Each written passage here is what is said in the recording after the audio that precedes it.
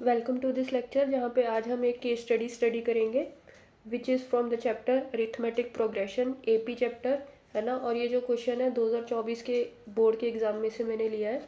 तो क्वेश्चन जो है वो मैराथन बेस्ड है, ठीक है। मैराथन यहाँ पे समझाया हुआ है कि एक लॉन्ग डिस्टेंस फुट रेस होती है, ठीक है, जहाँ पे आपको लॉन्ग डिस्टेंस रन करना होता है, ठीक है। लेकिन आप उसको छोटे छोटे ट्रेल रूट्स में भी कंप्लीट कर सकते हो, ठीक है। तो यहाँ पे बस उसकी सिंपल इन्फॉर्मेशन दी हुई है इस पेज में। अगर आप इसको रीड करना चाहो कर सकते हो, अदरवाइज यहाँ पे कोई हमारे लिए इंपॉर्टेंट इन्फॉर्मेशन नहीं है, ठीक है। देखो, केस स्टडी में कभी भी आप देखोगे तो जो स्टार्टिंग में इन्फॉर्मेशन है तकरीबन वो क्या होती है, बेसलेस इन्फॉर्मेशन होती है, या मतलब कह लो कि आपको पता लग जाता है कि हाँ ये इन्फॉर्मेशन हम मेरे लिए कोई खास यूज़फुल नहीं है, बस एक थीम सेट करने के लिए दी गई है ना। तो नेक्स्ट पेज पे चलते हैं और देखते हैं कि यहाँ पे हमारे लिए कुछ है इंपॉर्टेंट कि नहीं। तो यहाँ पे लिखा हुआ है कि Neha a student of class 10th, ठीक है, वो भी मैराथन में हिस्सा लेना चाहती है। और उसने सोचा कि चलो मैं अपनी प्रैक्टिस शुरू करती हूँ धीरे धीरे, है ना, अपना इंक्रीज़ कर दूँगी रनिंग डिस्टेंस। मतलब पहले थोड़ा थोड़ा भागूंगी, फिर हर वीक कुछ ना कुछ इम्प्रूवमेंट करती जाऊँगी, ठीक है। तो सबसे पहले अब यहाँ पे अगर आप नोट करोगे तो उसने बोला है कि फर्स्ट वीक में, ठीक है, फर्स्ट वीक में उसने कितना रन करना शुरू कर दिया, 3 किलोमीटर, ठीक है ना। उसने सोचा कि 3 किलोमीटर मैं हर दिन दौड़ूंगी, ठीक है, पहले हफ्ते। उसके बाद हर हफ्ते मैं 2 किलोमीटर अपना जो डिस्टेंस है वो इंक्रीज करूंगी। 2 किलोमीटर वो और ज़्यादा भागेगी, है ना। यानी 3 किलोमीटर तो भाग ही रही थी, दो और उसने इंक्रीज कर दिया, है ना, हर हफ्ते, ईच वीक, है ना। मतलब 2-2 किलोमीटर से बढ़ाती रहेगी। अब यहाँ से आपको क्लियर हो जाना चाहिए कि अगर वो पहले हफ्ते 3 किलोमीटर रन कर रही है तो नेक्स्ट हफ्ते वो कितना करेगी, 5, क्योंकि 3+2 कितना हो जाएगा, 5, ठीक है। उससे नेक्स्ट वीक यानी थर्ड वीक वो 2 किलोमीटर और इंक्रीज कर देगी, तो दिस विल बिकम 7, है ना। यानी थर्ड वीक वो कितना डिस्टेंस रन करेगी, 7। फिर फोर्थ वीक कितना रन करेगी, 2 किलोमीटर और इंक्रीज कर दो यानी बढ़ा दो, है ना, तो ये बन जाएगा 9, है ना। इसी तरह से 2 और प्लस कर दो, 11, and so on and so fourth, है ना। मतलब बहुत ऐसे ही आपके पास नंबर्स आते रहेंगे। तो आपको यहाँ पे पैटर्न समझ में आ गया कि एपी मिल चुकी है, ठीक है। अच्छा, यही चीज़ उसने नेक्स्ट लाइन में भी एक्सप्लेन की हुई है कि सेकंड वीक में फिर 5 किलोमीटर रन करेगी, है ना, थर्ड वीक में 7 किलोमीटर। ये उसने इसलिए भी एक्सप्लेन कर दिया क्योंकि ये बेसिक का पेपर था, ठीक है। तो बेसिक के पेपर में वो थोड़ा हेल्प कर देते हैं, स्टैंडर्ड का पेपर होता तो शायद नहीं लिखते, ठीक है। अब इसी इन्फॉर्मेशन के बेस पे आपको देखना है कि क्वेश्चंस कैसे आएंगे, ठीक है। अच्छा, इससे पहले कि हम आगे बढ़ें, यहाँ पे देख लेना कि आपको फर्स्ट टर्म मिल चुकी है। फर्स्ट टर्म है ना आपकी, जिसको आप ए से डिनोट करते हो, फर्स्ट टर्म को आप लिखते हो ए से, दैट इज़ 3, ठीक है। कॉमन डिफरेंस, वो कौन सा नंबर है जो आपको इन सब में इंक्रीज होता दिख रहा है, दैट इज़ 2, कॉमन डिफरेंस, ठीक है। ये दो चीज़ें अगर आपको पता है तो आपको कोई भी क्वेश्चन आप सॉल्व कर सकते हो, है ना, क्योंकि बेसिकली क्वेश्चन किस पे आएगा, या तो nth टर्म पे आएगा या सम ऑफ n टर्म्स पे आएगा, ठीक है। तो नेक्स्ट क्वेश्चन की तरफ बढ़ते हैं हम कि क्या पूछा गया है हमारे पास, ठीक है। मैं पहले ही यहाँ पे लिख दूँ कि a की वैल्यू मेरे पास थी 3 और d की वैल्यू थी मेरे पास 2। तो यहाँ पे क्वेश्चन पूछा उसने कि what distance will Neha cover each day of the 8th week of her practice, यानी 8वें हफ्ते वो कितना डिस्टेंस दौड़ रही होगी, ठीक है ना। क्योंकि हमसे उसने पूछा है कि 8th, है ना। अच्छा, यहाँ पे एक चीज़ नोट करो कि अगर आपको क्वेश्चन नहीं समझ में आता तो इतनी निशानी रख लो अपने लिए, ये एक साइन नोट कर लो कि जिसके साथ TH लगा होगा, 8th, 7th, 6th, है ना, या 20th, है ना, या जैसे फर्स्ट लिखा होगा, सेकंड लिखा होगा, थर्ड लिखा होगा, वही आपका n होता है, ठीक है। तो यहाँ पे n की वैल्यू कितनी दी है मेरे पास, 8। और पूछ रहे हैं कि 8th हफ्ते में वो कितना डिस्टेंस इंक्रीज करके दौड़ रही होगी, ठीक है। यहाँ पे सिंपल एक भी है कि आप अगर आपके पास फॉर्मूला आपको लगाना नहीं आता है ना, बिल्कुल ही बेसिक सोच है, तो आप ऐसे 3, 5, 7, है ना, 9, 11 करते करते आगे जा सकते हो, क्योंकि 1 मार्क का क्वेश्चन है, वो कितनी ही आपके मार्क्स काट लेगा, है ना। तो यहाँ से आप ऐसे 8th टर्म निकाल सकते हो, लेकिन जो कायदे से आपको करना है वो क्या है कि आपको अप्लाई करना है nth टर्म का फॉर्मूला, ठीक है। nth टर्म यानी 8वें हफ्ते वो यहाँ पे कितना डिस्टेंस रन कर रही होगी, ठीक है। an का फॉर्मूला क्या होता है आपके पास, a plus n-1 into D, ठीक है। फॉर्मूला हमेशा नोट किया करो, ठीक है, हमेशा लिखना है आपकी, इससे क्या आपको फॉर्मूला याद भी होता है और आपकी गलती भी नहीं होती जब आप वैल्यूज़ पुट करते हो। तो n की वैल्यू कितनी है, 8, 8th टर्म निकाल रहे हैं या 8th वीक में कितना डिस्टेंस रन करेगी। ए की वैल्यू मेरे पास कितनी थी 3 प्लस एन की वैल्यू 8 माइनस 1 और डी जो मल्टीप्लाई में आएगा वो कितना है 2। ठीक है, अब बॉड मास आपको पता होना चाहिए कि सबसे पहले ब्रैकेट सॉल्व होती है। ठीक है, अपनी मर्जी नहीं चलाने की, कुछ भी पहले मल्टीप्लाई कर दिया, कुछ भी पहले ही माइनस प्लस कर दिया, ऐसा कुछ नहीं होता। सबसे पहले ब्रैकेट सॉल्व होगी। ब्रैकेट के अंदर आपके पास है 8 माइनस 1 दैट इज 7 इंटू 2। ठीक है, अब आपको पता है कि बॉड मास क्या कहता है आपके पास, BODMAS। ठीक है, कि ब्रैकेट वगैरह सॉल्व हो गई। ठीक है, उसके बाद आपने डिवाइड करना है। डिवाइड अगर यहाँ पे कहीं पे होता तो डिवाइड करते हैं, लेकिन हमारे पास नेक्स्ट क्या आ रहा है मल्टीप्लाई, यानी यहाँ पे जहाँ पे भी मल्टीप्लाई पहले उसको सॉल्व करो। देखो ये बिल्कुल ही बेसिक चीज़ है, लेकिन क्यों बताया जा रहा है यहाँ पे, क्योंकि कई बार हम यहाँ पे भी गलती कर देते हैं, क्योंकि हमें ओवर कॉन्फिडेंस हो जाता है कि हाँ हाँ मैं बहुत ईजिली इसको सॉल्व कर दूंगा। ठीक है, तो बिल्कुल बेसिक से है ना, आप समझे ना इसको। तो मल्टीप्लाई करोगे 7 इंटू 2 इज़ 14। ठीक है, 14 प्लस 3 कितना आ जाएगा 70। ठीक है, और ये डिस्टेंस है तो साथ में आप किलोमीटर लगा सकते हो। ठीक है, यानी 17 किलोमीटर वो डिस्टेंस रन कर रही होगी 8th वीक में। ठीक है, तो ये था फर्स्ट क्वेश्चन। 1 मार्क का क्वेश्चन है, मैंने इसलिए टाइम ज़्यादा लिया क्योंकि मुझे समझाना था। अगर आपको फॉर्मूला आता है फटाफट आंसर है ना निकाल सकते हो। ठीक, नेक्स्ट क्वेश्चन क्या है आपके पास, इन विच वीक है ना, किस हफ्ते में वो 45 किलोमीटर रन कर रही होगी। ठीक है, अब इसमें उसने पूछ लिया कौन सा हफ्ता, कौन सी टर्म। ठीक है, यहाँ पे कहीं पे भी TH नहीं लिखा हुआ, तो आप इतना समझ सकते हो कि आपके पास क्या क्या गिवन है। ए और डी की वैल्यू तो चलो हमने मान के ही देख ली थी, 3 और 2 थी है ना, क्वेश्चन ने स्टार्टिंग में ही दिया हुआ था, ये अभी चेंज नहीं हो रही है। तो यहाँ पे n मुझे कहीं नहीं दिख रहा है, कोई भी ऐसी चीज़ नहीं है जिसके साथ TH लगा हो, यानी n हमें फाइंड आउट करना है। और वही वो पूछ भी रहा है कि किस हफ्ते में जाके 45 आंसर आएगा या 45 आपका डिस्टेंस हो जाएगा, यानी मुझे उसने an की वैल्यू दे दी है 45।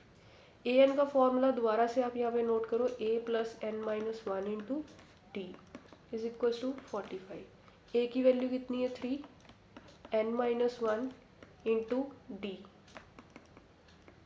ठीक है, बहुत आसानी से कैलकुलेशन हो जाएगी, बस थोड़ा सा सब्र रखना है आपका। ठीक है, अब यहाँ पे करने को जैसे मर्जी कर सकते हो, काफ़ी लोग अपने अपने तरीके से करेंगे, लेकिन आपको ऐसा तरीका अपनाना है जो आपको इजी लगे। ठीक है, तो जैसे मैंने आपको पहले समझाया था कि बॉड मास सॉल्व कर लो है ना, बॉड मास में क्या बोला जाता है कि ब्रैकेट सॉल्व करनी चाहिए, लेकिन यहाँ पे ब्रैकेट में n हमें पता नहीं है, तो BO है ना, बॉड मास में आपके पास क्या रहता है ब्रैकेट ऑफ, यानी ऑफ का मतलब क्या हो गया कि ब्रैकेट के साथ कुछ भी लगा हुआ है, कोई भी नंबर है मल्टीप्लाई में, उसको सॉल्व कर दो।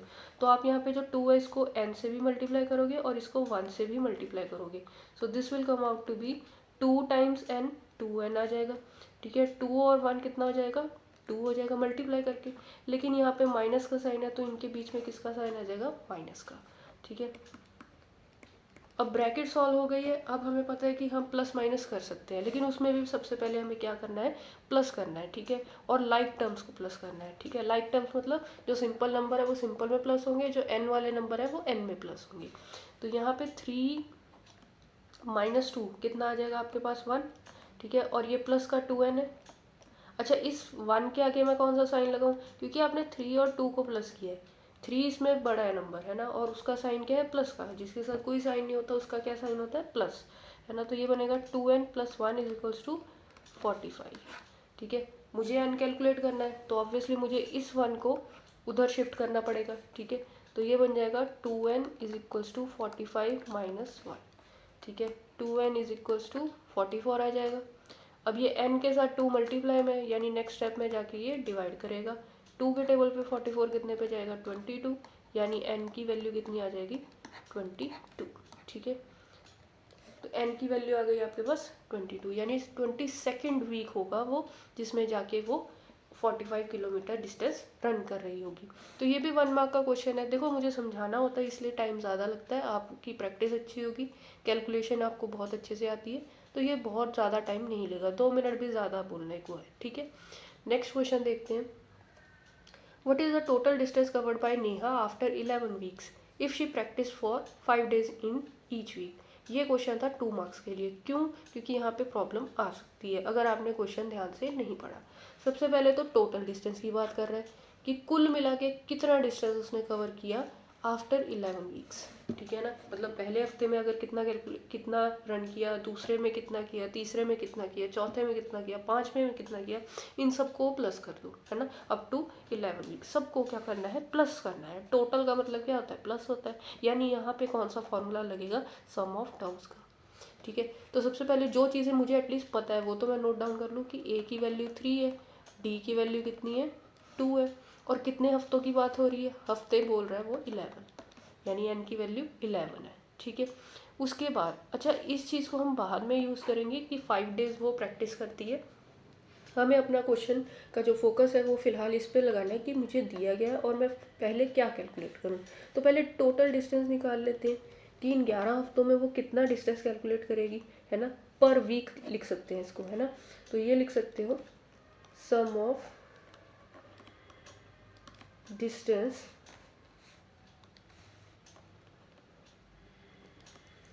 कवर्ड, ठीक है, इन अ वीक, ठीक है, इन अ वीक, यानी हम सिर्फ अभी हफ्तों की बात कर रहे हैं। तो एस एन का फॉर्मूला क्या होता है, n/2 2a plus n-1 into D, ठीक है। बहुत ध्यान से यहाँ पे फॉर्मूला लगाना है, ठीक है। 11 आ जाएगा यहाँ पे क्योंकि n की वैल्यू कितनी है 11, 2a 11-1, ठीक है। देखो मैंने फार्मूला लिखा है, क्यों फार्मूला लिखा है, बार बार मैंने बताया आपको कि फार्मूला लिखने से आसानी ये होती है कि आप वैल्यूज़ ढंग से और आसानी से, है ना, करेक्टली पुट कर पाते हो। अदरवाइज़ अगर आपको फार्मूला ऐसा है कि मैं नहीं लिखना फार्मूला, मैं ऐसे ही सॉल्व कर दूंगा, कोई ना कोई गलती होना लाजमी है, ठीक है। और डी की वैल्यू कितनी थी 2। अब देखो यहाँ पे हम इसको मल्टीप्लाई करते हैं तो ये मेरे पास आएगा 11/2, एक सेकेंड इसको थोड़ा सा ऊपर कर दूँ, 11/2, 2 इंटू 3 कितना होता है 6, प्लस ये 11-1 कितना होगा 10, ठीक है। कितना आ जाएगा ये 10, और ये जो 10 है ये 2 से क्या हो जाएगा मल्टीप्लाई, तो कितना आएगा मेरे पास 20। तो 11/2 इंटू 26, 2 के टेबल पे ये जाएगा 13 पे, so we will get 13 into 11 which is 143, ठीक है। तो 143 किलोमीटर आ जाएगा, लेकिन ये हमने हफ्ते के हिसाब से निकाला है, ठीक है। हमने ये मान के चला कि एक हफ्ते की, है ना, हफ्ते को हमने जैसे 1 यूनिट मान लिया, लेकिन वो उसने हमसे ये भी पूछा है कि वो हफ्ते में 5 दिन भाग रही है, ठीक है। ये तो हमने हफ्ते के हिसाब से निकाला था कि हफ्तों को अगर हम 1 यूनिट मान के चल रहे हैं, लेकिन उस 1 यूनिट में भी आगे 5 दिन है, ठीक है। तो यहाँ पे आप फाइनली लिखोगे कि टोटल डिस्टेंस कितना होगा, ठीक है। टोटल डिस्टेंस आपने हर हफ्ते में आपने 5 दिन लिए हैं, तो 5 को किससे मल्टीप्लाई कर दो 143 से, ठीक है। तो ये कितना आ जाएगा आपके पास 1.715, कितना आ जाएगा आपके पास, मल्टीप्लाई करके देख लेना इसको, ठीक है। कैलकुलेशन देखो वो आपका हिस्सा है, आपका पार्ट है। कैलकुलेशन मैंने हमेशा बताया आपको कि इस हिसाब से करो कि आपको तकलीफ ना हो। टीचर को मत देखो कि वो एकदम से कर रहा है, सॉल्व कर रहा है ना। टीचर प्रैक्टिस करता रहता है ना, आपको पढ़ा रहे हैं वो भी प्रैक्टिस ही है, तो वो प्रैक्टिस उसको काफ़ी उसकी कैलकुलेशन को ईजी कर देता है। लेकिन इसका मतलब ये नहीं है कि आप भी उसके कॉम्पिटिशन में उतर जाओ कि मैं भी एक ही स्टेप में निपटा दूंगा। कैलकुलेशन निपटाते निपटाते खुद निपट जाना है ना, मतलब क्वेश्चन आपका ख़राब ना हो, ये चीज़ ध्यान में आपने रखनी है, ठीक है। तो ये 2 मार्क्स का क्वेश्चन था और लगता भी है कि 2 मार्क्स का है, क्योंकि सबसे पहले सम कैलकुलेट करवाया उसने, फिर उसने आपको पूछा कि टोटल डिस्टेंस क्या होगा। अब हो सकता है आधे बच्चे सम निकाल के बस छोड़ दें कि हाँ बस इतना होगा, लेकिन उसको हाफ मार्क्स मिलेंगे, है ना। 2 मार्क्स का क्वेश्चन है तो 1 मार्क मिलेगा, इससे ज़्यादा नहीं। नेक्स्ट क्वेश्चन देखो, नेक्स्ट क्वेश्चन में है उसका आपके पास, यहाँ पे मुझे ये रेज करना पड़ेगा, तो यहाँ पे उसने हमें पूछा हुआ है कि had she increased the distance by 3 kilometer each week instead of 2 kilometer each week, in how many weeks would she have trained herself to run for 42 kilometers per day. कहते सिंपल सी बात है कि अगर उसका जो पहले वो भागती थी वो 3 किलोमीटर भागी है ना पहले हफ्ते, फिर हमें क्वेश्चन वाले ने कहा था कि हर वीक जो है वो 2 किलोमीटर बढ़ा रही है, लेकिन यहाँ पे क्वेश्चन वाले ने उसी चीज़ को पलट दिया। उसने कहा कि अगर वो अपना डिस्टेंस 3 किलोमीटर से बढ़ा रही है, यानी हर हफ्ते बोल रही है कि मैं 3-3 किलोमीटर बढ़ाऊंगी, यानी पहले हफ्ते अगर 3 किलोमीटर भागी है तो दूसरे हफ्ते अब 6 भागेगी, 3 बढ़ा दिया उसने। तीसरे हफ्ते कितना भागेगी? 9। चौथे हफ्ते कितने भागेगी? 12। मुझे कैसे पता चल रहा है? मैंने 3 प्लस किया है ना, देख भी लो, 3 प्लस किया, 3 प्लस किया और यहाँ पे 3 प्लस किया। ठीक है, तो ऐसे चलते जाओगे तो आगे आपको बहुत सारी टर्म्स मिल जाएंगी। In how many weeks would she have trained herself to run for 42 kilometer. ठीक है, मतलब कौन से हफ्ते में जाके 42 किलोमीटर रन करेगी। तो यहाँ पे ध्यान देना कि डी की वैल्यू क्या होगी। अब डी की वैल्यू चेंज हो चुकी है तो इसको डी स्लैश डाल लेते हैं। ठीक है, डी पुराना नहीं लेना 2 वाला, अब यहाँ पे क्या लोगे? 3 लोगे, डी चेंज हो चुका है। ठीक है, और एन की वैल्यू है हमारे पास, वो तो पूछ रहे हैं कि कौन कितने हफ्तों में आप पहुँचोगे, है ना। तो ये 42 किलोमीटर क्या है? ये क्या है? क्या ये एस है, सम है, या फिर ये डिस्टेंस, या फिर ये nth टर्म है ना। तो उसने मुझे कहीं पे भी ये तो बोला नहीं है कि टोटल डिस्टेंस 42 किलोमीटर हो जाए। उसने मुझे बस इतना बोला है कि उसका जो डिस्टेंस है ना 42 किलोमीटर हो, है ना। मतलब कौन से वीक में जाके वो 42 किलोमीटर रन कर रही होगी, है ना। यानी इसी एपी में आगे चल के कहीं ना कहीं मुझे 42 मिलेगा। तो एन की वैल्यू मुझे इसका मतलब कैलकुलेट करनी है। फिर दिया क्या हुआ है? ए एन दिया हुआ है। ए एन की वैल्यू कितनी है? 42। ठीक है, यहाँ पे हम लिखेंगे formula A plus N minus 1 into D is equals to 42। ठीक है, तो ए की वैल्यू कितनी आएगी मेरे पास? ए की वैल्यू आएगी अपने पास 3। एन माइनस एन की देखो वैल्यू तो है नहीं मेरे पास, एन माइनस 1 इंटू डी की वैल्यू कितनी है? अच्छा, डी स्लैश लिख देते हैं ताकि आप गलत ना इसको वैल्यू पुट करना। द डी स्लैश की वैल्यू है 342। ठीक है, अब ध्यान से देखना कैलकुलेशन कैसे करेंगे। 3 प्लस 3 यहाँ पे अंदर मल्टीप्लाई होगा इन दोनों से। ठीक है, तो क्या आएगा मेरे पास? 3 इंटू एन 3n और माइनस 3 इज इक्वल्स टू 42। और यहाँ पे 3 जो है वो -3 से कट हो जाएगा। क्यों? क्योंकि वो लाइक टर्म्स है। देखो इस 3 को 3n में मत प्लस कर देना, वो लाइक टर्म्स नहीं है। एक के पास n है और एक के पास n नहीं है, तो आपके पास जो लाइक टर्म्स है वो है 3 और -3, ये कैंसल आउट होंगी। बचेगा आपके पास 3n इज इक्वल्स टू 42।